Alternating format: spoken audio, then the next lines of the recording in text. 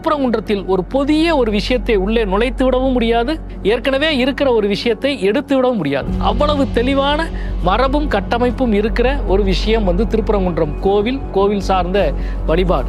காலகாலமாக அங்கே இந்த அறநிலையத்துறையால் தீபம் ஏற்றப்பட்டு கொண்டிருக்கிறது, மக்கள் வழிபாடு நடத்தி கொண்டிருக்கிறார்கள். இப்பொழுது புதிதாக ஒரு இடத்தில் தீபம் ஏற்ற வேண்டும் என்று ஒரு பிரச்சனையை கிளப்பி அது நீதிமன்றத்தின் வாயிலாக ஒரு தீர்ப்பாக வருகிறது. திருப்பரங்குன்றத்தில் நான் கோயிலின் பாரம்பரியத்தை பாதுகாக்க முடிவு செய்தேன். ஆனால் அது ஒரு மத தலைவராக அல்ல, ஒரு முதல்வராக.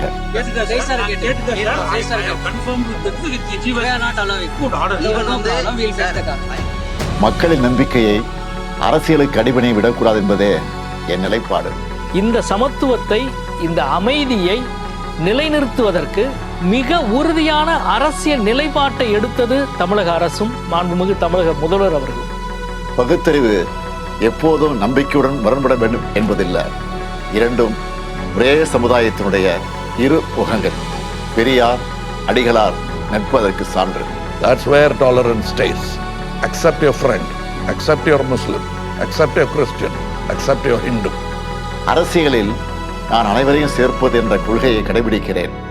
வேறுபட்ட நம்பிக்கைகள் இருந்தாலும் நாம் ஒரே மண்ணில் வாழ்கிறோம், ஒரே மொழி பேசுகிறோம், ஒரே எதிர்காலத்தை நோக்கி நடக்கிறோம். அதுவே திராவிட இயக்கத்தினுடைய உயிர் நாடி.